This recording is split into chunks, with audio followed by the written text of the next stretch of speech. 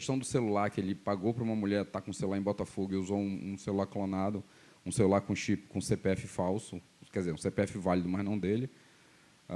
E o que estava na nuvem da Google, quando o GAECO pediu a quebra da privacidade de 33 mil linhas telefônicas, foi aí que ele se quebrou, né? Por isso que demorou tanto tempo, né, essa investigação.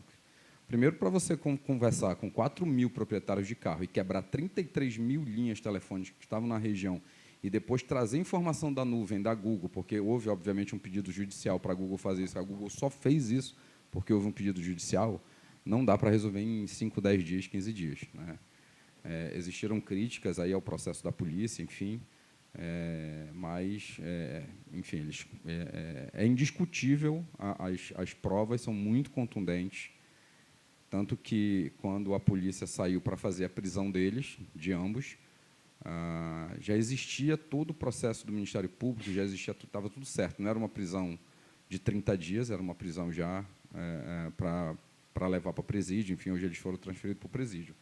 Então, essa questão da educação digital, ela passa muito nessa questão, né? Eu já fui para uma palestra há uns 2 anos atrás, questionaram, pô, mas se a gente tiver esse tipo de educação nas escolas, nas faculdades e nas empresas, o bandido também não vai aprender, né? Quem quer fazer alguma coisa errada não vai aprender? Não desse jeito, né? Ele pode seguir outros caminhos, mas é importante que a população e a cidadania, a população, ela tenha esse conhecimento, né? O cidadão tem esse conhecimento para ele se proteger, né? Obviamente, do Edward Snowden, que o Proteus falou, questão do Snowden, que é extremamente importante. O Snowden fez apesar do governo americano achar que ele fez tem certeza que ele fez um desserviço, né, aos Estados Unidos, óbvio, ele traiu a pátria dele, mas, para o cidadão que navega na internet, ele fez um grande serviço, ele fez um grande favor à humanidade, tanto ele quanto o... Esqueci agora, Walter, o que está no consulado colombiano, o Assange, o Julian Assange. Né? Então, eles fizeram um grande favor à humanidade. Mas, enfim, algumas coisas eu vou contextualizar, que eu peguei um pouco da palestra do Proteus e vai bater muito o que eu vou falar aqui, alguma coisa interessante. Então, há um tempo atrás, na verdade, em 2011, eu estava num evento em São Paulo e muito se falava dessa questão da educação digital, educação digital, educação digital. E eu questionei o palestrante, perguntei se ele sabia o que era educação digital, porque, como eu trabalho na área de segurança da informação, trabalhei muitos anos numa seguradora, hoje eu estou no mercado de cartões de crédito, mercado de adquirência, e já trabalhei com projetos de conscientização.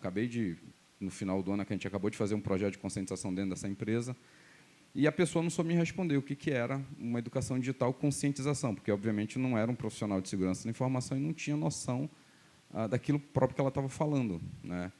Então, aí acendeu uma luz, eu falei, pô, vamos criar um... Depois passou 2011, 12 eu fui em Brasília, fui num evento em Brasília, e aí surgiu a ideia de criar um instituto, uma ONG, no caso, para a gente começar a difundir e trabalhar isso com o Ministério Público, com órgãos federais, com escolas, enfim, jovens, crianças.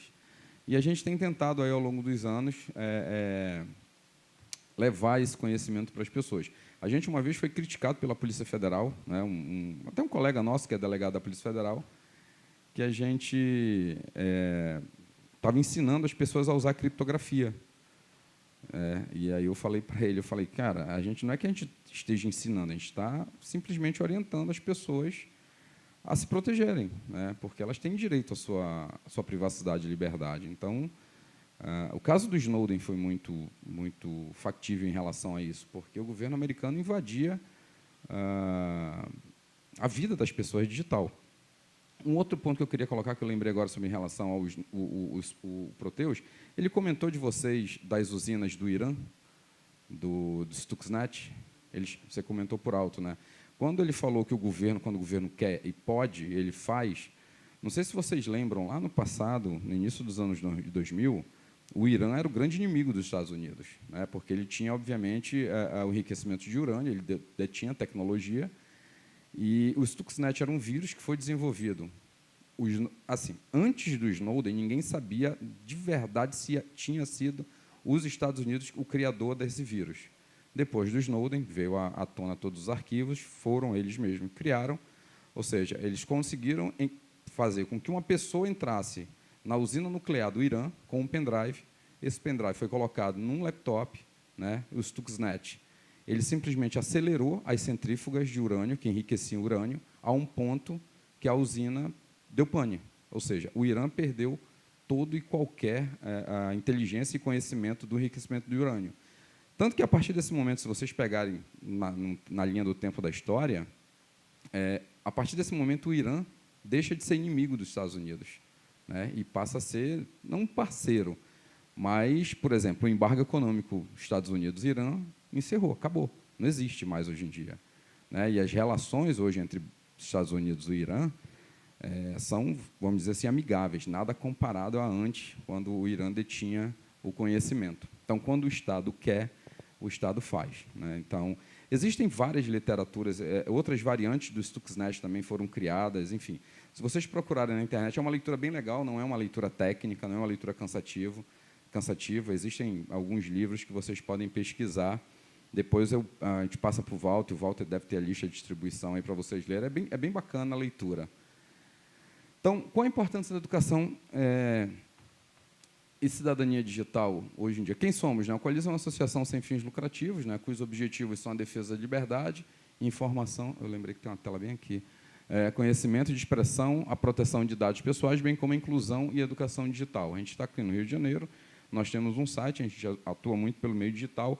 Eu trouxe algumas cartilhas, duas cartilhas do Marco Civil da Internet, né, que é a nossa Constituição da Internet, né, e uma cartilha de proteção do Ministério Público da Bahia, que, na época, uns 2 anos atrás, nós fizemos uma parceria, e aí eles mandaram para a gente essas cartilhas. Elas estão no site, né, por meio digital, mas, enfim, eu trouxe o meio físico. No final, a gente acaba distribuindo para as pessoas, que fica melhor para eles. É uma nova fronteira educacional, essa questão da educação e cidadania digital, e ela é muito pouco debatida no Brasil. Nos Estados Unidos, na Inglaterra e na Alemanha, a educação digital ela começa aos 4 anos de idade. Ou seja, os alunos eles começam a ter noção do meio digital, da importância digital, da guarda da sua privacidade, de tudo que acontece nesse mundo cibernético, a partir dos 4 anos de idade. Né? Então, por isso que os Estados Unidos é um celeiro de tecnologia, a Europa é um celeiro de tecnologia, e a gente é muito atrasado nisso. A gente é muito atrasado. Por exemplo, dá 2 exemplos. A gente tem uma vaga na empresa que eu trabalho para pentester, que é o Proteus falou, né, que é a pessoa que faz teste de segurança, pentest, teste de penetração, e a gente não consegue encontrar ninguém no Rio de Janeiro capacitado para fazer aquilo ali. A gente precisa de um junho para pleno e a gente não tem, simplesmente a gente não tem. A gente acabou de perder um desses garotos para a Polônia, ele está indo trabalhar na Polônia, ele embarca dia 20. Perdemos um para um banco novo, digital, em São Paulo, acabou indo para lá tem 1 mês atrás. E perdemos também um para uma empresa de São Paulo. Né? São Paulo tem muitos, tem alguns pentestes. O problema é você tem que conseguir trazer alguém de São Paulo para cá. Ninguém quer vir. Então, a gente tem essa vaga aberta, e o líder do Red Team, né, coitado, ele já é careca. Né? Eu já falei para ele que ele não vai crescer cabelo mais na cabeça dele. Ele está lá agoniado, desesperado. Alguns projetos foram parados, foram paralisados, porque ele não consegue achar ninguém.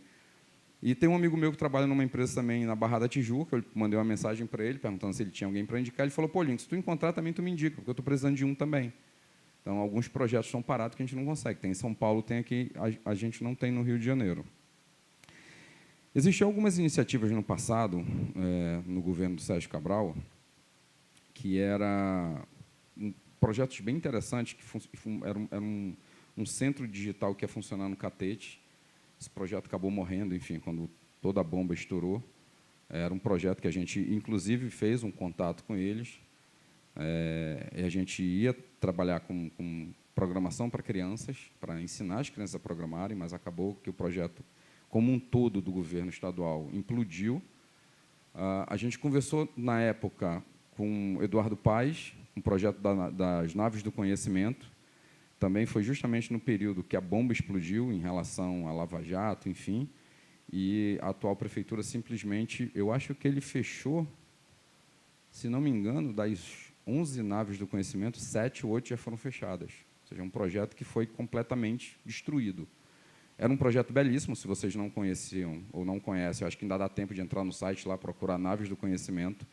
Era um projeto belíssimo, foi um projeto belíssimo. Eu não lembro quem era o secretário do Eduardo Paz na época, eu tive com ele algumas vezes, mas, infelizmente, a atual administração da Prefeitura do Estado do Rio de Janeiro matou o projeto de uma forma absurda. Enfim, não sei se volta. No Ministério da Educação, a gente tentou alguma coisa na época do governo da Dilma, também acabou estourando todas as bombas, enfim, todos os problemas que aconteceram, tanto que o Marco Civil saiu a fórceps, na base da pancadaria, a LGPD também saiu já no final do governo do Temer, porque o Temer não queria deixar nada para trás, né, que ele herdou o Marco Civil, herdou, na verdade, o Marco Civil foi da Dilma, 23 de abril de 2016, o decreto, né, o decreto é 16, né, 23 de abril de 16. E a LGPD, a Lei Geral de Proteção de Dados, acabou ficando para o Temer acabou provando o texto como estava, porque ele não queria deixar nada para trás, porque, de alguma forma, alguém que sentou com ele, consultou, e falou, olha, se esse projeto ficar, a gente não vai ter uma Lei Geral de Proteção de Dados, e o próximo governo não vai estar preocupado, ou não vai se preocupar com isso, enfim. Então, o Ministério da Educação, no governo da Dilma, também teve uma preocupação inicial lá no início do governo, mas acabou morrendo. Hoje em dia também a gente não sabe como é que está, porque o próprio ministro não dá sinais nessa questão digital. As secretarias de educação, obviamente, seguem diretrizes federais, também estão paradas, e a gente está tentando fazer o nosso trabalho da melhor forma, né? Eu sou funcionário da iniciativa privada, o Proteus da iniciativa federal, né? O Walter da iniciativa privada também, então a gente faz um trabalho de formiguinha para tentar levar esse conhecimento para o Ministério Público, enfim, para a Justiça, para que alguém ou essas iniciativas elas comecem a tomar corpo, né? E a gente trabalha muito na questão da internet. Então, o que é o ensino e orientação? É um ensino e orientação na questão psicológica, da cyberpsicologia, né? Inclusive, a doutora Luciana acabou de chegar aqui, a doutora Luciana é uma especialista no assunto, é uma das poucas. Ela vai palestrar na sexta, não percam, então, a palestra da doutora Luciana. Ela é psicóloga, ela trabalha justamente nessa questão, e é bem interessante. Então, esse ensino e orientação da cyberpsicologia, né, é uma coisa que é muito incipiente no Brasil ainda, infelizmente. A segurança da informação, a questão da segurança da informação como um todo, como se proteger, como guardar seus dados, como você não informar onde você está, de que forma você está, você guardar a sua privacidade online, que é difícil hoje em dia, né, até porque o Google sabe da nossa vida como um todo, e agora a Apple, e Facebook, e Twitter, ou seja, tudo que está no meio digital, eles sabem onde a gente está. E a questão da tecnologia educacional, como eu falei, hoje as crianças nos Estados Unidos e na Europa, eles aprendem a programar com 4 anos de idade. Ou seja, um garoto desse chega com 12, 13, 14 anos, já é um hacker, já é um especialista na questão cibernética. O que é preciso fazer para isso acontecer? Capacitar os professores. Capacitação para o exercício da cidadania e educação digital. Capacitar os professores para disseminar temas relacionados com a cidadania e educação digital. Isso aí, se a gente pensar nos nossos melhores sonhos, nos nossos melhores desejos, deveria ter vindo de uma diretriz do plano de educação, do Ministério da Educação. Né? Ou seja, mudou-se, acho que há pouco tempo agora, o ministro da Educação mudou algumas diretrizes de educação para o Brasil, no novo governo, mas nada, absolutamente nada, passa pelo campo digital. No final, como eu falei, no final do governo do Temer, teve alguma preocupação. O início do atual governo do Bolsonaro não existe nenhuma preocupação, né? Não existe, é zero de preocupação com a questão digital, né? Então, é bem complicado isso. Então, você capacitar os professores, você ter um curso voltado para os professores nesses 4 pilares: psicologia, segurança da informação, a questão jurídica que eu acabei pulando, desculpa, a questão jurídica dos direitos e deveres.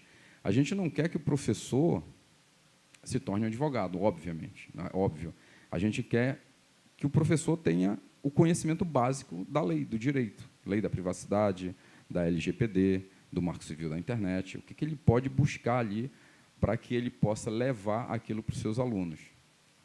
Então, o primeiro passo, o passo primordial, o mais importante, era a capacitação dos professores. Seria a capacitação, e é a capacitação dos professores numa grade ali de ensino. Muito se cobra dos professores. Eu já ouvi isso de alguns mestres, de alguns professores, falam, pô, a gente já faz muito aqui dentro, a gente tem que aprender agora a ensinar, só que aí eles estavam vendo pelo prisma de obrigatoriedade. Eu sou obrigado a aprender uma coisa que não está na minha grade, onde eu fui formado, onde eu fui graduado, para poder passar isso para o aluno.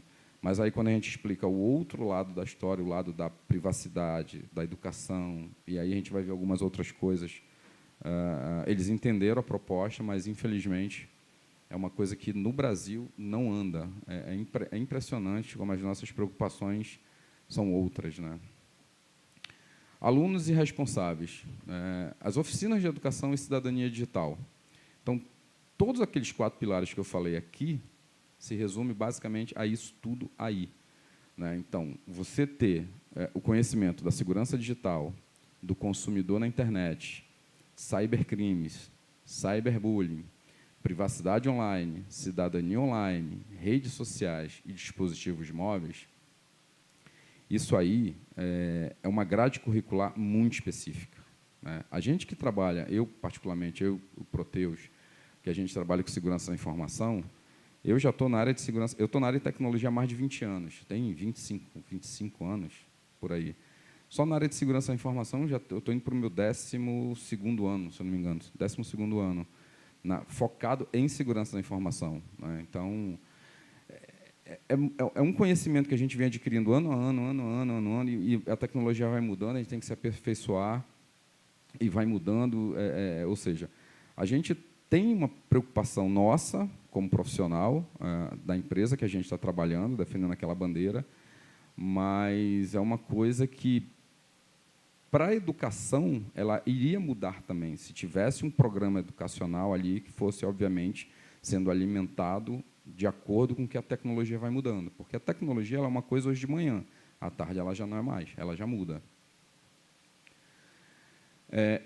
Eu convido vocês para vocês anotarem esse nome, Mitchell Resnick. Ele veio no Brasil há 2 anos atrás e ele deu uma palestra, está no YouTube, está no canal do Coaliza. É um vídeo longo de 40 minutos, mas é extremamente interessante. Ele fala eu printei essa tela e deixei aí. Vocês acham que é importante para uma criança aprender a escrever? E por que não seria importante uma criança aprender a programar? Por que não seria importante?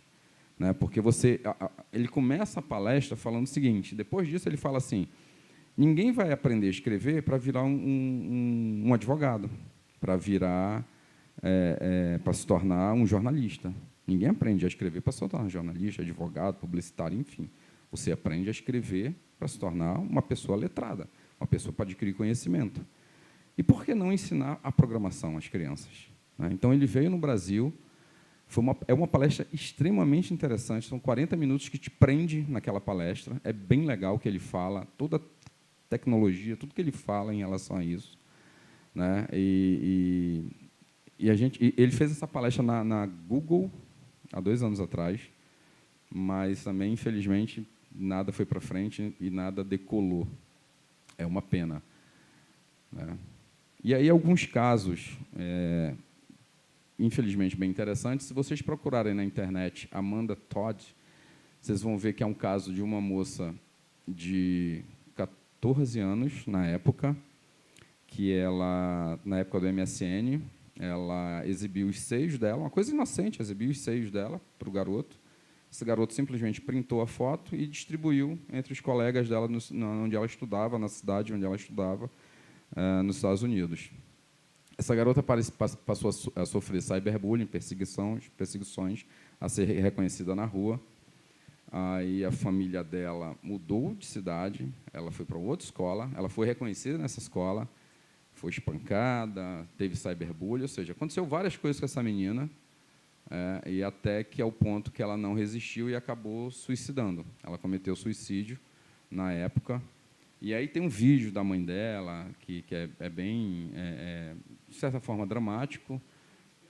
Tem um vídeo dela que ela fala, é bem interessante, Walter lembrou, antes do vídeo da mãe dela, antes do suicídio dela, ela fez um alerta, um grito, ela pegou vários cartões e contou a história sem falar, mas na base do cartão.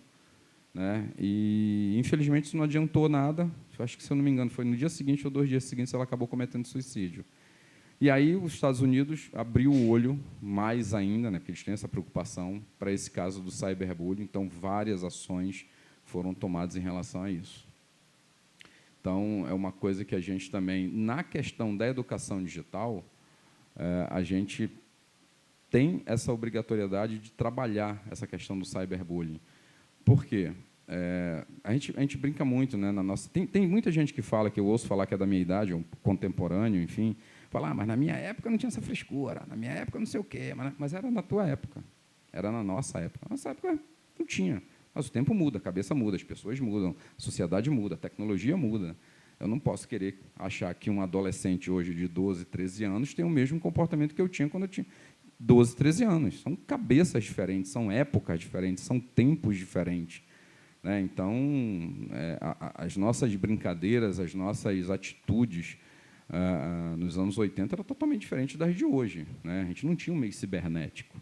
A gente zoava, a gente brigava na rua, e depois estava todo mundo junto, todo mundo brincando, todo mundo virando amigo de novo. Hoje em dia, as coisas elas tomam uma proporção muito maior.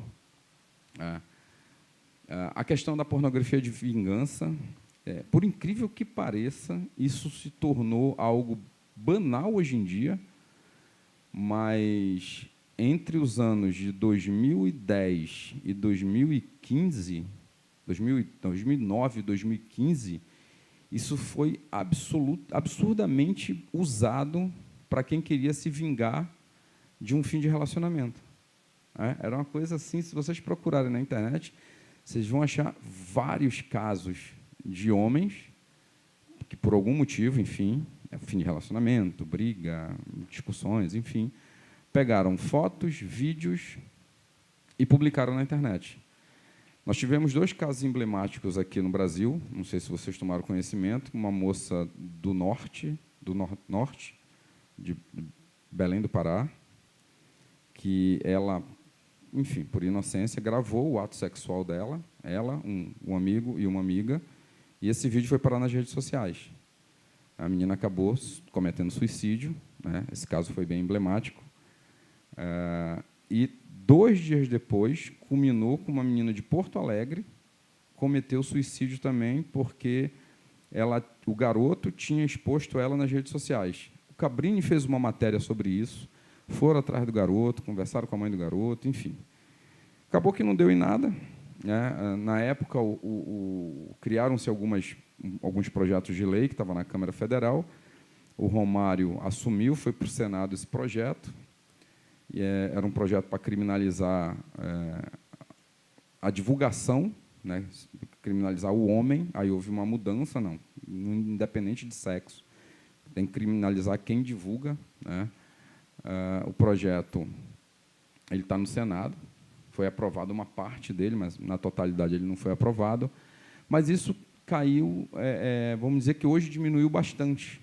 Eu não sei se porque banalizou, né, a questão de a internet chega a muito mais pessoas hoje em dia, mas, de certa forma, banalizou. Isso, de certa forma, é bom ter banalizado, porque as pessoas esqueceram aquela questão da pornografia de vingança. Eu vou me vingar daquela mulher, ou vou me vingar daquele homem. Teve um caso do jogador do Santos, que era atriz famosa, também publicou as fotos dele, enfim, então meio que um escândalo aí, mas quando se trata de gente famosa, o jornalista ele acaba abafando, porque ele não quer perder alguma coisa que ele tem ali entre entrevista, jogador de futebol, artista, rede de televisão, enfim. Não é uma crítica, tá? Mas isso acontece. Assim como acontece com a política, enfim, outros setores do Brasil, da profissão. Mas isso caiu meio que em desuso, e isso é uma coisa legal, né? Bacana. mas teve um período aí absurdo, inclusive com pessoas tirando sua própria vida, né? Alguém sabe, está quase no final da palestra, alguém sabe quem é esse garoto? Alguém chegou a ouvir o nome desse garoto? Não deu nem tempo, né? Por um acaso, né, isso aconteceu hoje. Guilherme Alan. 1 hora antes dele cometer os assassinatos junto com o amigo dele em São Paulo, ele publicou essas fotos na internet. E aí entra a questão que o Proteus estava falando do algoritmo. O Facebook ele tem um algoritmo muito poderoso, né? Por questões de suicídio, o Facebook ele tem um algoritmo próprio para reconhecer tentativas de suicídio. Quando alguém está muito triste, quando alguém está muito chateado, publica no Facebook. O algoritmo vai lá, reconhece aquele momento ali e alerta para alguém, parente, enfim, para alguém para... Isso, hashtag suicídio, enfim. O perfil foi desativado, não sei por quem, não sei se foi o próprio Facebook ou a família do garoto, que tinha senha, enfim. Mas ele publicou essas fotos, são 26, 30 fotos, se eu não me engano, 1 hora antes dele cometer os assassinatos de hoje de manhã. Eu não me lembro o nome da cidade. Suzano, né? Suzano. Mas a pergunta que fica na questão da privacidade e na questão do algoritmo, né, que o Proteus bem colocou. O Facebook não poderia ter identificado isso e alertado? Né? Por que não? Se identificou, por que não alertou? Porque, às vezes, você coloca uma foto no Facebook, o Facebook bloqueia. Se você coloca um vídeo de violência, ele coloca uma tela escura e pergunta, olha, isso aqui é de violência, você quer ver realmente? Ou, às vezes, ele bloqueia aquela pessoa, né? Então, isso é uma pergunta que vai ficar aí para o Ministério Público, né? Alguns amigos nossos, inclusive do Ministério Público da Bahia, a gente até questionou um amigo nosso delegado que está em São Paulo, por que o Facebook não identificou isso a tempo, né? Porque se o Facebook identifica isso a tempo, 1 hora antes dele cometer, daria tempo. Nas eleições passadas, não sei se vocês viram, alguns eleitores foram para a urna com arma de brinquedo, né? E eles foram identificados, foram processados, né? Alguns foram prestar esclarecimento, enfim, por questões do voto, né? A pessoa levou uma arma e o TSE estava monitorando toda a internet para poder identificar essas pessoas e conseguir identificar, né? Então, essa questão do trabalho voltado para a privacidade e proteção do cidadão, ele acontece de um lado, mas não acontece de outro. Isso é bem interessante, né? Mas aí você volta para o lado da educação, volta para o lado da cidadania e volta para o lado de você conhecer a sua privacidade. Será que alguém que viu essas fotos, que era amigo dele, será que achou que era normal? Por que não alertou? Qual o papel do Estado nisso? Porque se eu tenho alguém no meu Facebook, naquele momento eu acessei meu Facebook, vejo uma foto dessa, eu tomo 2 atitudes. Ou tento entrar em contato com alguém. Pode falar, doutora.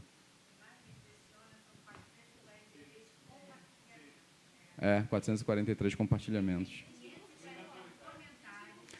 Mas eu acho que isso foi depois, porque ficaram compartilhando, ficaram comentando, porque eu vi outras fotos antes de pegar essas. Porque essas eu já peguei, um amigo nosso mandou no grupo do WhatsApp nosso, mas eu vi outras fotos, né? Então, outras fotos com comentário. Então, comentários era, vai dormir no colo do capeta, demônio, não sei o quê, perere, parará.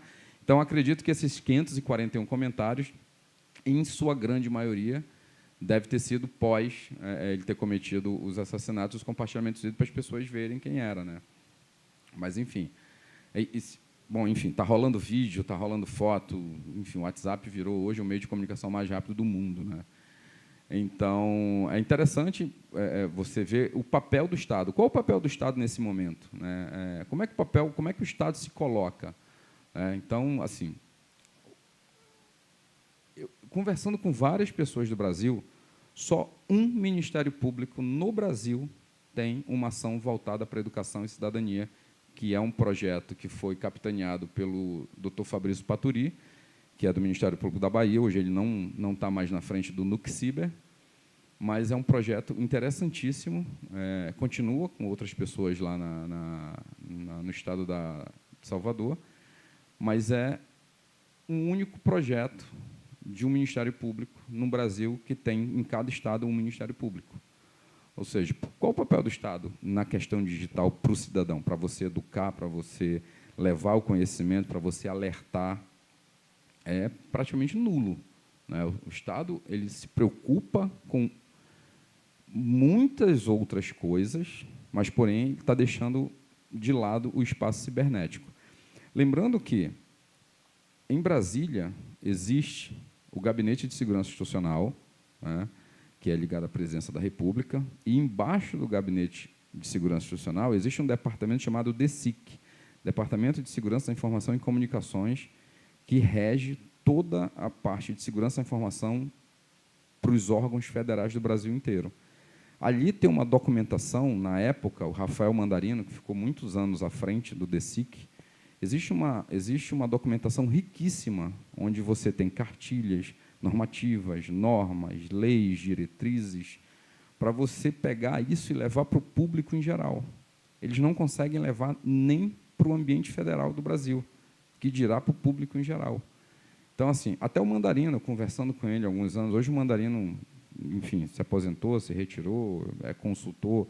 É raro você encontrar o Mandarino hoje em dia, que ele ficou meio chateado com algumas coisas, mas, na época, ele fez um esforço muito grande também de pegar isso, levar para a população em geral, ou seja, ele fez uma turma de pós-graduação com as primeiras pessoas lá que trabalhavam com ele no DSIC.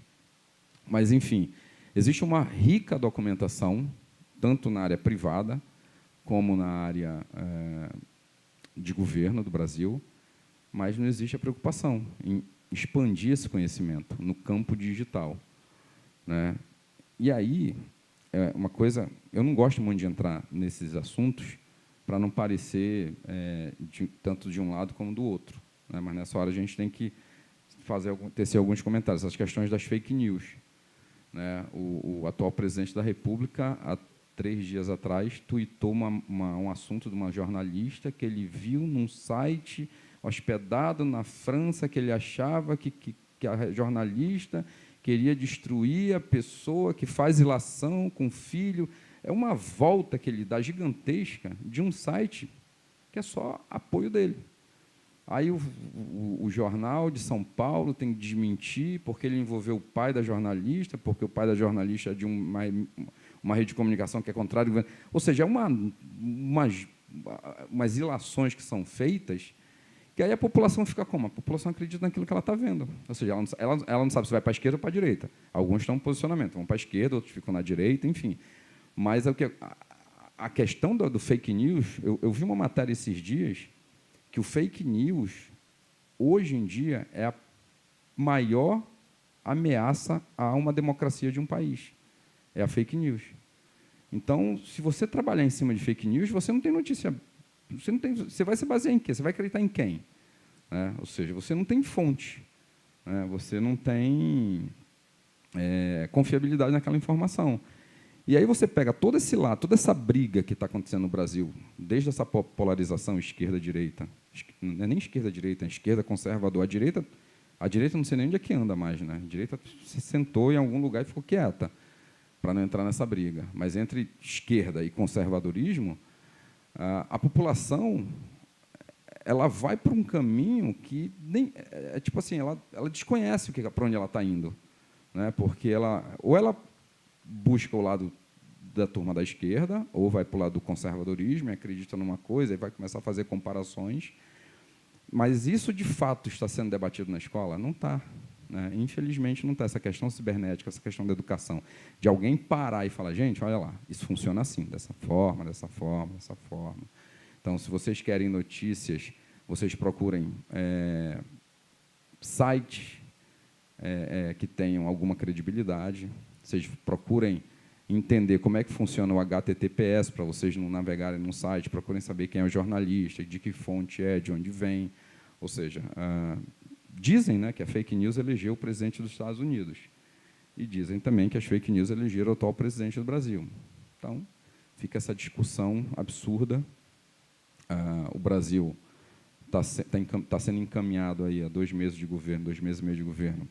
Eu acho isso uma loucura, mas, enfim, é o que a gente tem para o momento. E isso aí, uma hora, vai ter que mudar. Eu espero que mude. E eu espero que, realmente, as pessoas comecem a se preocupar com essa educação nas escolas. Porque a gente...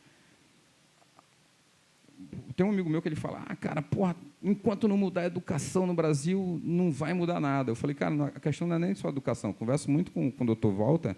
Enquanto não mudar, enquanto as leis não forem alteradas, enquanto não se mudar as leis, você não vai conseguir mudar a educação, você não vai conseguir mudar a saúde, você não vai conseguir mudar nada.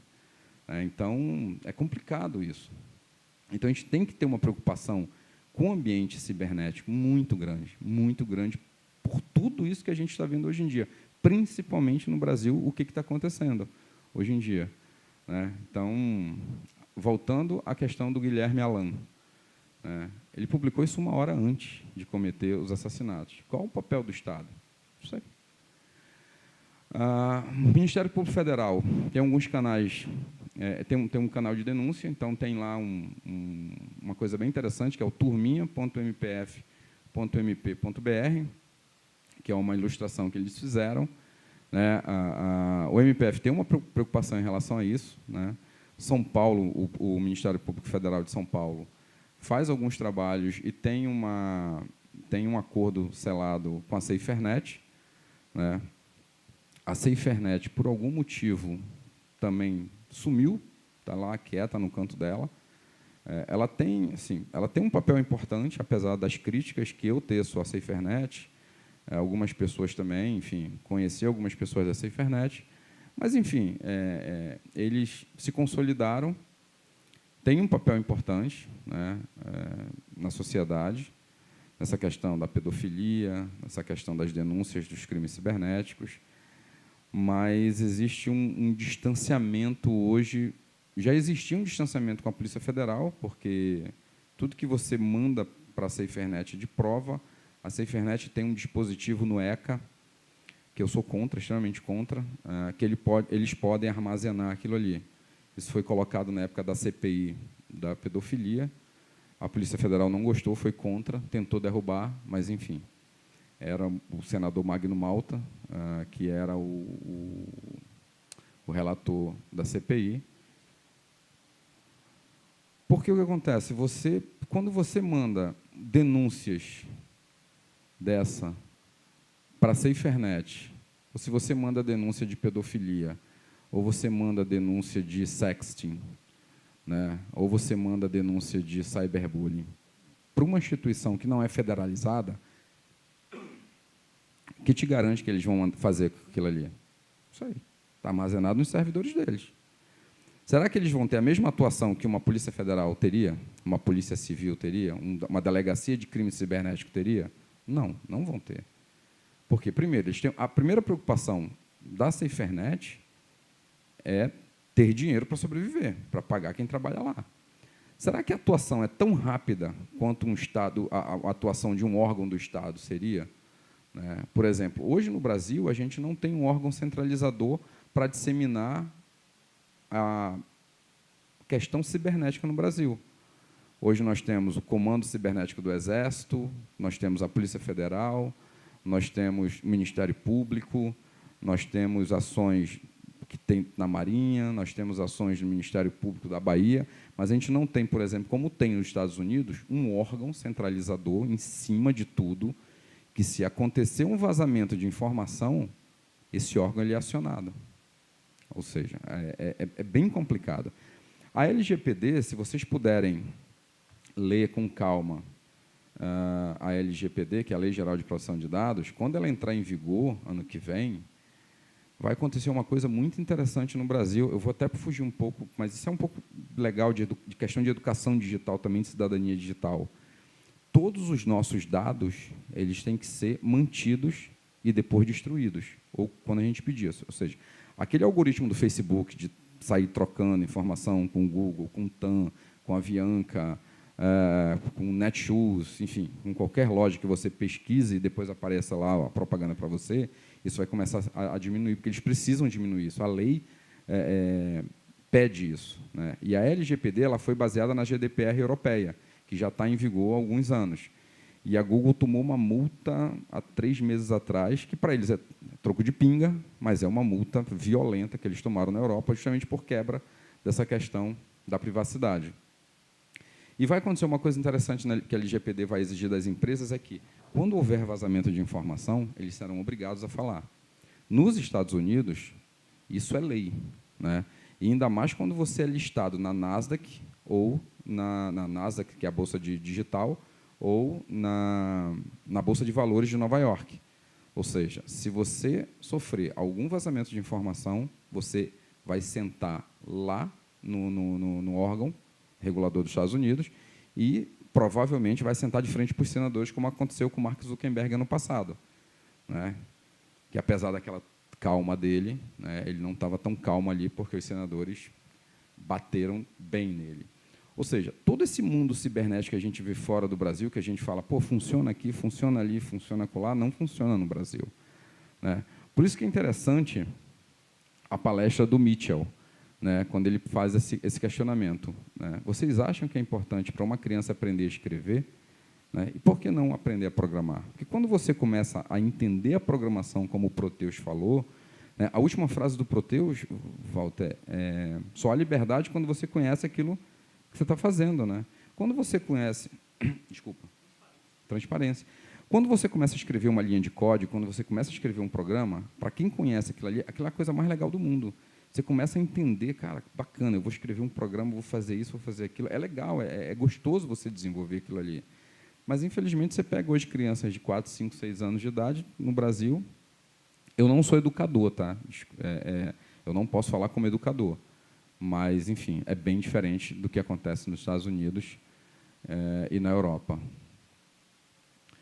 Polícia Federal. A Polícia Federal tem um canal de denúncia, denunciapf.gov.br, onde eu falo... Vocês repararam que eu não tenho nada aqui... Eu citei a SaferNet, mas eu não falo da SaferNet. Por quê?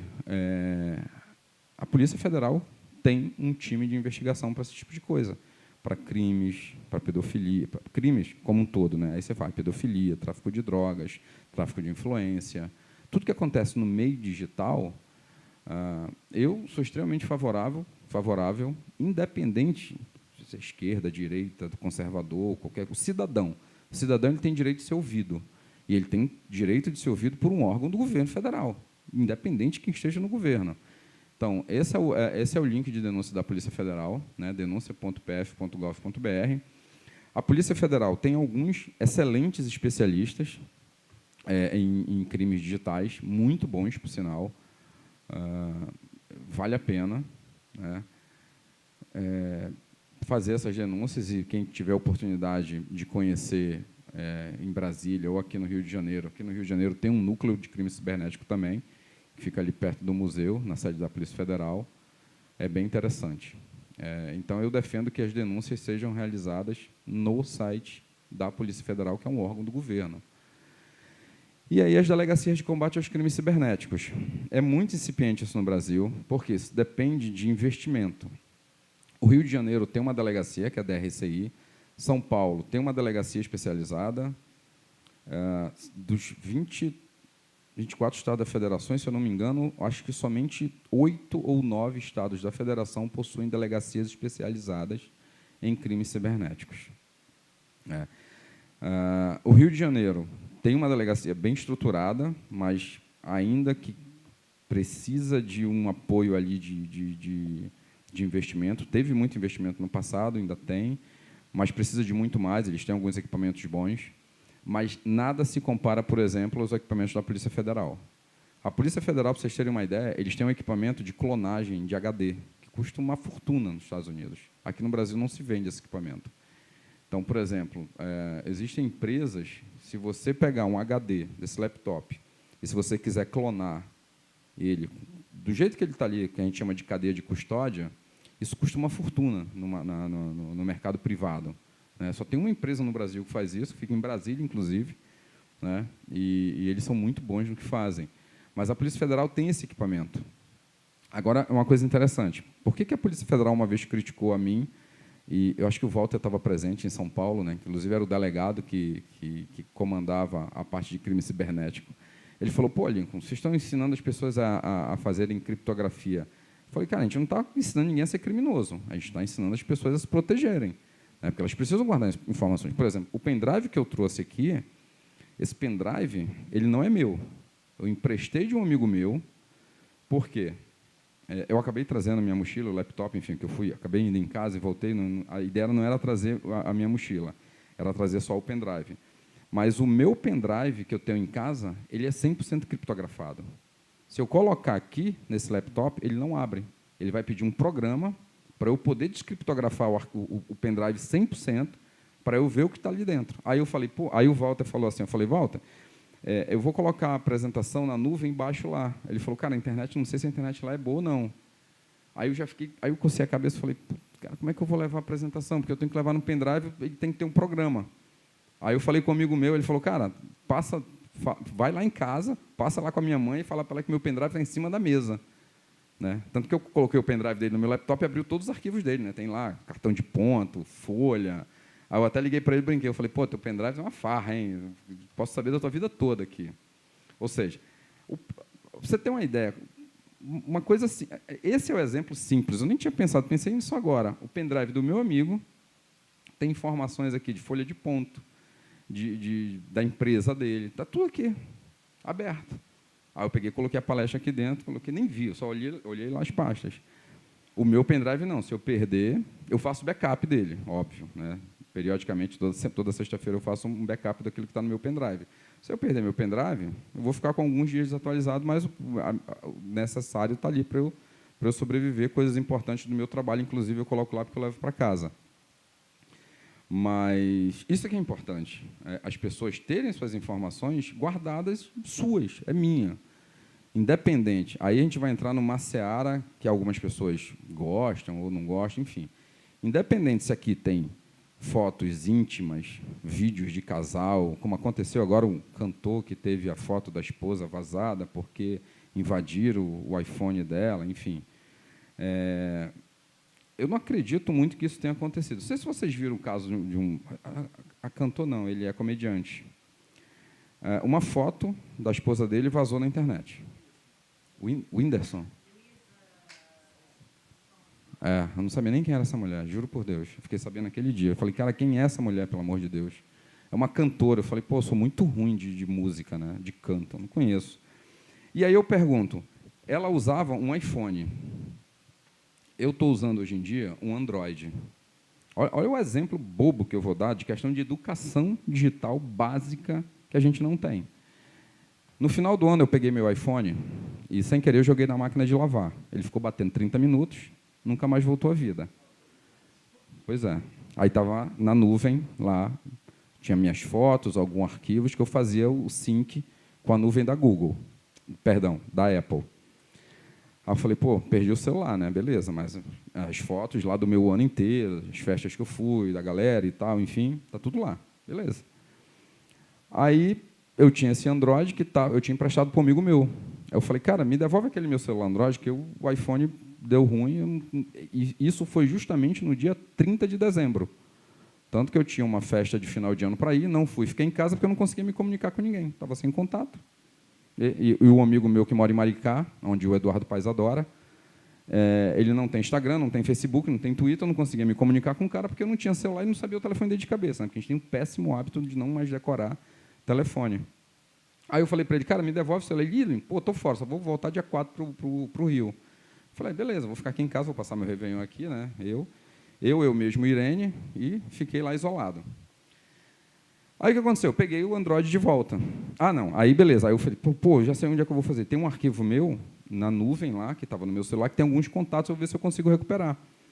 Eu acessei minha nuvem na Google, na Apple, aí coloquei meu login e minha senha. Só que eu ativei na minha conta da Apple o fator 2 de segurança. Não sei se você sabe o que é isso. A gente chama de two-factor. Ou seja, eu coloquei minha senha, meu usuário, meu e-mail, lincolnwerneck@gmail.com, e coloquei minha senha da nuvem da Apple. Só que não acessei. Por quê? Porque ele mandou um código para o meu número de celular, que a gente chama de fator 2 de segurança. E detalhe, eu não lembrava que eu tinha ativado, porque tudo meu tem fator 2 de segurança. Aí eu falei, pô, fiquei com aquela cara de otário, né? Eu falei, caramba, cara. Ele mandou um código para o meu número. Como é que eu vou acessar se eu não tenho um número, não tenho um celular aqui? Aí tentei burlar o sistema da Apple, né? Eu falei, pô, não vou dizer que não tenho. Eu fiquei rodando no site igual um maluco. Não foi. Aí eu falei, caramba, não consigo. Bom, desisti. Aí eu fui fazer. Como eu já conhecia o sistema do Android, da Google, a Google também tem a mesma coisa. Você coloca o seu usuário, sua senha, aí ele vai perguntar para onde se ele quer mandar o código de acesso para o seu e-mail, porque o e-mail está cadastrado no celular, ou se ele quer mandar um código para o SMS do seu celular. Aí eu falei, pô, não tenho nenhum dos dois. Aí a Google é diferente da Apple. A Apple ela não te dá oportunidade, ela não te dá chance. Ela vai dizer o seguinte, a gente vai mandar um código para você. Se você não tem um número, você não vai acessar, ponto. A Google, você consegue pular. Fazer aquele movimento lateral que o Proteus falou, é bem isso. Eu saí pulando de pergunta por pergunta, até ele chegar e falar, assim, ó, não sei, não lembro, não me recordo, até que a Google perguntou de mim, qual o nome do seu primeiro bicho de estimação? Que isso está lá nas minhas perguntas. Aí eu coloquei, pum, abriu. Aí eu falei, bom, o Android você consegue, de alguma forma, você demora, mas chega. A Apple você não consegue. Ou seja, voltando ao caso da cantora lá, a esposa do comediante, ela falou assim, acessaram minha conta da Apple. Só tem uma forma de eles terem acessado isso. Terem acesso ao celular dela, ou realmente ela ter colocado lá, sei lá o nome. Como era o nome da cantora? luisasonsa@gmail.com e a senha dela ser 1, 2, 3, 4, 5. Aí, se não tem fator 2 de segurança, a pessoa entrou e acessou, mas para pegar uma foto, complicado, né? O caso da Carolina Dickmann, você lembra o emblemático caso da Carolina Dickmann? E roubaram as fotos dela, não sei o quê, perere, parará.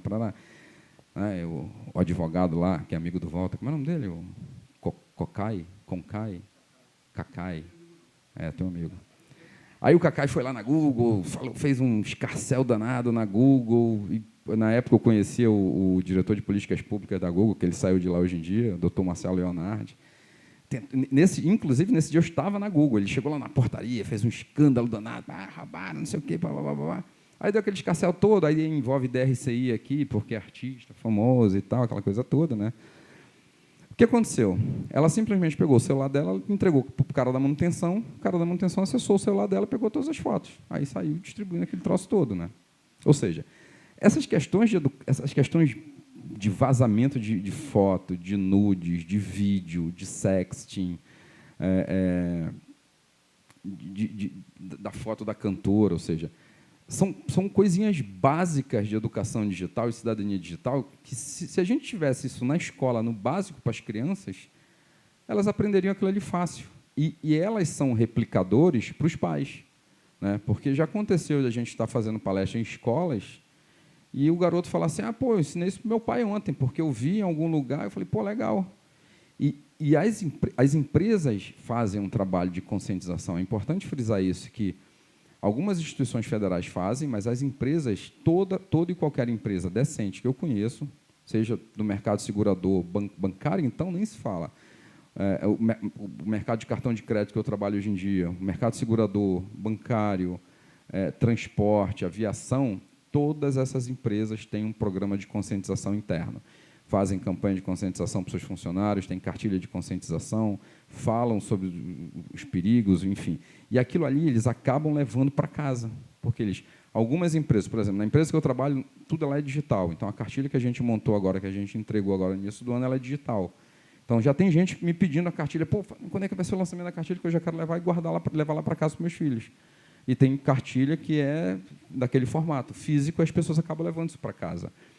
Então, a iniciativa privada, ela toma uma ação, obviamente. Por que a iniciativa privada toma essa ação? A empresa que eu trabalho, ela é listada hoje em dia na Nasdaq, né? Ela tem ações lá fora, né? E anteontem nós tivemos uma reunião sobre a SOX, sobre a Sarbanes-Oxley. Tinham 20 pessoas dentro da sala. 18 não faziam ideia o que era a SOX. Que o presidente da empresa pode ser preso, que o CTO pode ser preso e que a empresa, simplesmente, se ela perder todas as ações, ela acaba, vai todo mundo para a rua. São 4.000 funcionários na rua. Então, a SOX ela passa por uma questão de educação digital, porque a empresa ela não pode perder o seu dinheiro, ou seja, ela não pode ter vazamento de informação, né? Ela não pode ter o mínimo de vazamento de informação, até porque, se ela tiver, ela vai responder aonde? Pelas leis americanas, apesar dela estar sediada no Brasil. Mas as ações estão na Nasdaq, ou seja, ela vai responder à justiça americana. O presidente pode até estar no Brasil, mas se ele botar o pé fora em países que os Estados Unidos têm um acordo, ele vai ser preso e vai ser deportado para os Estados Unidos. Aconteceu isso com o presidente da CBF, que ele estava na Suíça, né? E aí, enfim, como passou dinheiro por dentro do sistema bancário americano, já considerou a lei americana, ele foi preso na Suíça, porque Suíça e Estados Unidos têm acordo de cooperação, de justiça, de lavagem de dinheiro, e a Polícia Federal Americana, o FBI, foi dentro da Suíça, eles entraram na Suíça, pegaram o presidente da CBF e carregaram para os Estados Unidos. Está preso, ou prisão, está preso no hotel, enfim. Mas não vai ficar preso muito tempo, né? Até porque ele já tem, acho que, 90 anos, coitado. Mas essa questão da educação, ela é tão básica, é uma coisa tão simples de se tratar, né? Como esses casos que eu falei da Carolina Dickmann, da cantora, enfim, de outros casos que aconteceram, das jovens que acabaram cometendo suicídio quando tiveram o vídeo vazado, enfim. É uma coisa tão incipiente, por exemplo, o meu celular, eu acesso ele de duas formas, ou com a minha digital ou com um código. Eu conheço um monte de gente que eu pego o celular, deslizo na tela, abre. Falei, mas vocês não têm a mínima... não me preocupo, não. Falei, cara, se eu pegar teu celular, eu vou descobrir tua vida inteira. Eu sei por onde tu navegou, eu sei o que tu fez. Por exemplo, o caso da Marielle, ele pesquisou os locais que ela andava, os locais por onde ela passava, ele buscou os locais que o Freixo passava e ele pesquisou sobre a arma. Só que o que acontece? Volta aquela questão da educação que algumas pessoas da polícia não gostam. Pô, você vai ensinar o cara a desviar o caminho? Se ele tivesse um mínimo de conhecimento, ele usaria uma coisa que a gente chama de rede Tor. Não sei se vocês já ouviram falar. Vocês falaram, né? A rede Tor ele mascara o caminho de onde você quer ir. Ele não fez isso, ou seja, além disso, ele não desativou o cookies, ou seja, aquilo ali ficou tudo armazenado na nuvem. Quando o GAECO pediu essas informações à Google, a Google simplesmente foi lá, pegou e disse, está aqui, está nesse espaçozinho aqui, isso aqui que ele fez. Ele navegou, ele pode ter apagado da máquina, né? Mas como ele apagou só da máquina, ficou lá na nuvem. Existe uma coisa no Google, no navegador da Google, chamada janela anônima, né? Quando vocês quiserem fazer algum tipo de pesquisa, vocês não querem ser rastreados, usa lá, tem as configurações, enfim. Mas isso não quer dizer que a gente está tentando fazer com que as pessoas se tornem criminosos, né, ou cybercriminosos. As pessoas têm direito à sua privacidade, né? Tem gente que tem vergonha do que pesquisa na internet. Aí fica ali, parece que vai num cantinho ali, pesquisa, mas ela tem direito. Se ela tiver um mínimo de conhecimento, ela faz o que ela quiser, né? É direito dela. Uma vez eu estava numa palestra de jovens, de adolescentes, já com idade, era de terceiro ano, 18, 19, 20 anos. Aí um garoto, uma garota perguntaram, pô, quer dizer que eu não posso mandar nudes para o meu namorado? Eu falei, pode, você só não mostra o rosto e nenhuma pinta que você tem no corpo. Mas você pode fazer o que você quiser. Aqui ninguém proíbe nada, ninguém está dizendo que você tem que proibir alguma coisa. Você faz o que você quiser, você tem liberdade de fazer. Agora, ao tal negócio, liberdade te dá alguns limites. E você tem que saber usar esses limites. Você não pode simplesmente ultrapassar esses limites. Agora, se você soubesse se prevenir, se precaver disso, um outro caso interessantíssimo dessa questão de educação digital é que eu estou lembrando da matéria que eu li ontem do caso da Marielle. Ele usou o assassino usou uma coisa no braço, né, para esconder a tatuagem. Em um único momento, ele colocou o braço para trás. e a câmera pegou justamente a tatuagem dele. Só que até a polícia pegar aquela imagem, tratar, e achar a imagem da tatuagem no braço dele, levou esse tempo todo. Obviamente, tinha a questão do carro, tinha a questão das 33 mil linhas que a polícia quebrou a privacidade. Aí faz triangulação, pega informação, entrevista ao dono de carro. Mas aquela informação da tatuagem, ela ficou guardada num cantinho. Quando eles começaram a olhar ponto a ponto, começaram a usar o algoritmo e começaram a diminuir o cone, aí eles chegaram naquelas duas pessoas, pegaram a tatuagem, colocaram em cima, falou, pronto, achamos o cara. E outra, assim, eu já fui muito contrário à questão das câmeras de segurança. Eu sou muito favorável às câmeras de segurança, desde que elas não invadam a sua privacidade. Alguém lembra do filme Minority Report? É um filme bem interessante, do Tom Cruise. Tom Cruise, né? Do Tom Cruise. Ele faz o reconhecimento facial, ou seja, ele prevê que aquela pessoa vai se tornar um assassino. Ou seja, a polícia chega lá antes de ele se tornar um assassino. Pô, mas eu não matei, mas você vai matar. Né? Tinha lá os videntes, né? A turma do bate-tambor lá e tal. Ele fala, não, você vai matar. Pô, mas eu não matei, mas você vai matar. E acontece isso com ele, com o próprio Tom Cruise, que é o ator principal. Né? Ele é o policial que prende as pessoas do pré-crime, né? E acaba acontecendo com ele, ele tem que provar que ele não vai ser o assassino. E, no final, obviamente, o filme vai salvar o mocinho, que é ele, mas é bem essa questão. Então, a questão facial, ela é um bem para o Estado, mas ela também não pode ser usada de forma abusiva. Existe um outro filme chamado Inimigo do Estado. Não sei se vocês já viram esse filme. Esse filme é sensacional. Para mim, é um dos melhores filmes que tem nessa questão do meio digital, né? Onde o ator Will Smith, né? Ele recebe o cara passa por ele, joga. Então, o governo americano revista a vida do cara assim, em segundos. Né? Então, assim, e ele acaba descobrindo o assassinato de um senador, né, que estava naquele chip que ele estava guardando, enfim. E a vida dele é vasculhada, o FBI entra na casa dele, coloca a câmera, enfim. E o Gary Oldman, não? Qual é o nome do coroa lá? O Gene Hackman, né? Então, ele vive escondido numa célula, numa casa que ninguém sabe, e o cara faz uma besteira lá, que a polícia chega, enfim, ele tem que implodir a casa, aquela coisa toda. Aquilo ali existe. Snowden provou que aquilo existe. Aquilo é fato. Até Snowden, pré e pós-Snowden, a gente tinha uma ideia de que, acontece, pode acontecer. Por exemplo, como é que algumas pessoas imaginam telecomunicações? Isso a gente não tem. Isso na questão da educação digital ela é muito interessante, porque a gente não tem como fugir disso. Cabos submarinos. Procurem na internet como é que no mundo hoje, se vocês olharem o mundo, como é que estão distribuídos cabos submarinos, né, que saem do Brasil, dos Estados Unidos, vai para a Europa. Nem tudo é satélite. Por sinal, a maioria das telecomunicações no mundo são feitas por cabo submarino. Sabe o que os Estados Unidos faziam? Os Estados Unidos usavam robôs e protocolos para simplesmente pegar robôs e até o fundo do mar, o robô encosta no cabo submarino e ele vai capturando os dados. E ele vai lendo aquilo ali. E ele vai desencriptando, tirando a criptografia, né, que não é uma criptografia de alta complexidade que estava usando, para poder escutar as informações. Cara, é muita loucura. Ou seja, a gente vive num mundo... A palestra do Proteus foi bem interessante em relação a isso tudo. Um mundo de espionagem que, quando o governo quer, ele faz, e ele espiona, e ele vê. E, do outro lado, simplesmente, a gente tem uma população que não tem educação, né? A educação digital.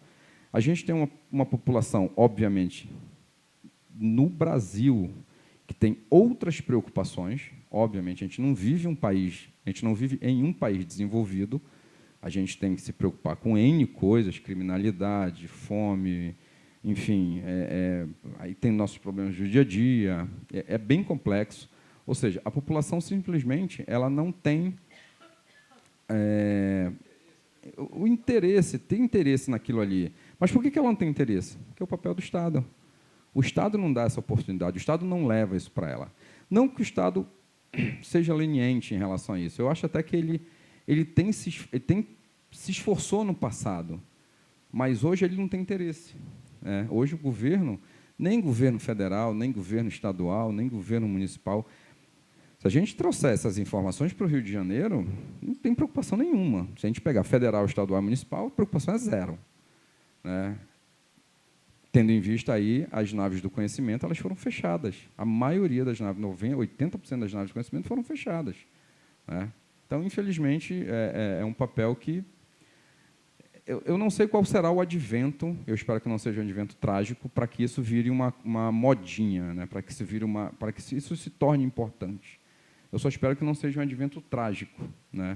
Por que a gente está se preocupando agora com a educação digital? Porque o brasileiro tem disso, só fecha a porta quando acontece uma tragédia. Então, que não seja assim. O que a gente tem no nosso site? Nós temos 44 cartilhas digitais de orientação e conscientização. Lá tem cartilha sobre pedofilia, lá tem cartilha sobre educação digital, lá tem cartilha do governo federal, lá tem cartilha de governo estadual, tem a cartilha do Ministério Público, tem o Marco Civil da Internet. É uma leitura fácil, não é uma leitura difícil. A gente procurou não colocar... Pra você ter uma ideia, a gente não tem uma cartilha de empresa privada, mas tem 44 cartilhas de órgãos federais e municipais, e de ONGs, e nenhuma é distribuída para a massa, vamos dizer assim. Não existe essa distribuição. E é uma linguagem extremamente simples, são coisas básicas, são coisas que qualquer cidadão, qualquer criança de 9, 10, 11 anos vai ler, vai compreender, vai entender e vai fazer. Obviamente, se a gente começar a elevar o nível, tem que ter um pouco mais de conhecimento. Enfim, tem o Marco Civil da Internet, tem os princípios para a governança e uso da internet do Brasil, normas e leis, que vem pelo NIC-BR, que é o órgão que faz a gestão da internet no Brasil, e tem um curso do Marco Civil que o Dr. Walter gravou há uns 2 anos atrás, que é super atual, que ele dificilmente vai cair em desuso. Tem lá, são 5 vídeos. Saber direito, mas está o link lá no site, não acontece, vocês podem ver, são 5 vídeos bem interessantes, 1h10 cada aula, gratuito. Pra você ter uma ideia, vou contar uma história interessante aqui. O Dr. Walter, quando gravou isso, há 2 anos atrás, muitos advogados, muitos profissionais estavam falando sobre o Marco Civil da Internet. Escreveram livros desse tamanho que custava R$190, R$200, R$250. Aí o Walter recebeu um convite de Brasília, de um canal de Brasília, da TV Justiça, e aí falou, vem falar sobre o Marco Civil da Internet. Aí ele resolveu gravar um curso de 5 vídeos. O que teve de gente criticando porque ele foi fazer isso sem monetizar. Quando esse vídeo subiu para o YouTube, o que tinha de gente reclamando, porque eu lancei meu livro. Eu recebi e-mail sobre isso. O Walter, sacanagem do Walter, ele vai lá em Brasília, grava lá, não sei o quê, eu escrevi meu livro, falei, cara, vende o teu livro e deixa o vídeo lá. Um vai ser complemento do outro. Então, o Marco Civil comentado, o Marco Civil comentado, uma coisa desse tamanho, cara. Ou seja, quem é que vai ler aquele troço lá? Ninguém vai ler aquilo ali. Eu não me dei nenhum trabalho de comprar. Além de ser caro, eu preferia comprar o Gibi da Mônica do que comprar o Marco Civil comentado, que é um livro dessa grossura. Eu não vou ler nunca aquilo. E é bem interessante. E tem um blog que a gente fica soltando algumas notícias lá. Então, assim, se vocês quiserem, divulguem o site, tem as cartilhas, fiquem à vontade, tem o nosso contato, o e-mail, tem as redes sociais, enfim. A gente faz esse trabalho de formiguinha com o Walter, a doutora Luciana também participa, tem um trabalho dela que é bem mais interessante. Eu acredito que ela vai falar do garoto de hoje, alguma coisa em relação a isso. A questão da educação digital, eu considero muito importante a questão do cyberbullying, porque, como eu falei, hoje o mundo é diferente de ontem e foi diferente do passado. A gente não pode comparar a cabeça de jovens, adultos e crianças hoje em dia com o que acontece no passado. Então, enfim, fica aí o site para vocês. Gostaria de agradecer o convite, a participação. Até me alonguei um pouco, porque deixou de ser palestra e passou a ser um bate-papo. Mas fiquem à vontade para entrar em contato.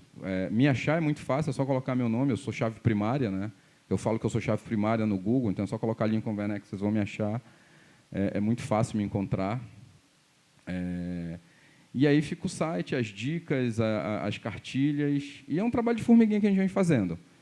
Sempre com o apoio da população, a gente não ganha R$1 em relação a isso, né? Então, é um trabalho que a gente gosta de fazer.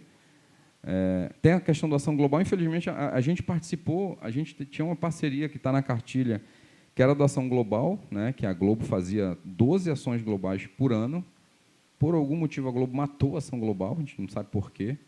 Então, a gente ia na ação global todo sábado, eram 12 sábados que a gente participava. Então, a gente ficava lá com a cabaninha, falando justamente isso para as pessoas, distribuindo cartilha, da importância, tirando dúvida. Mas, infelizmente, o Ação Global morreu de uma forma que ninguém entendeu até hoje. Pedi contato do pessoal lá, enfim, o time foi desmobilizado, foram fazer outras coisas. Mas fica aí, obrigado para vocês que ficaram até agora. E fica o convite para vocês distribuírem esse conhecimento, que é totalmente gratuito, está no nosso site. E muito obrigado pela participação de vocês.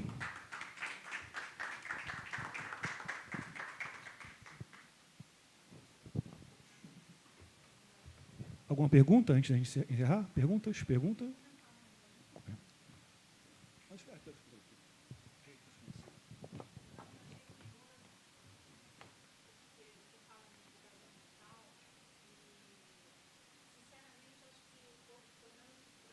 Não está acostumado com isso, de jeito nenhum, entendeu? E o que é curioso é que as crianças brasileiras, pelo menos, acho que do mundo inteiro, né, os pais ficam muito tranquilos deixando elas brincando ou na internet, que elas ficam quietas, né? Quer dizer, então, como é que você não pode pensar em educação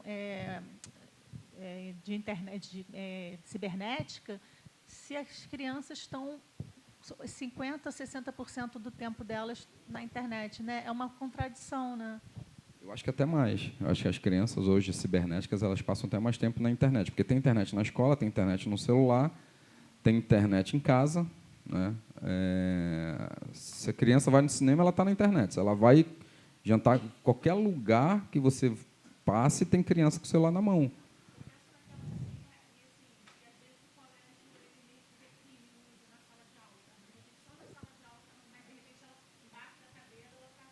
Isso já criou várias confusões. Já se criaram várias confusões, porque o colégio proibia. Obrigado, tudo de bom.